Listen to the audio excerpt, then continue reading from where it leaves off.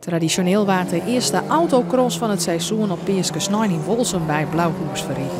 De organisatie had de locatie volslijn op een scheppenhoorn en er een echt speedway-circuit van maken. Dit alles draagt het daarbij dat de veiligheid van coureurs en publiek wat aannaam is.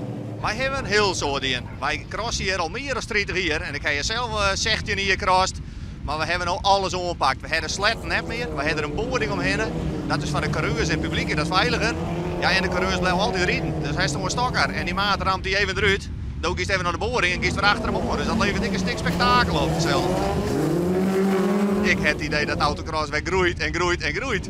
Want er komen een soort mensen, als je hier om je heen zorgt, dan groeit dat zeker. Ja, het publiek die erbij zat ze vroeger op de Joost en tot derde modderwal. Mooie trapjes en dan kun je op steen, hè?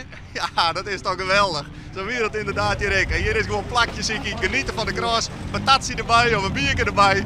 Dus dat is genieten van zo'n mooi waard.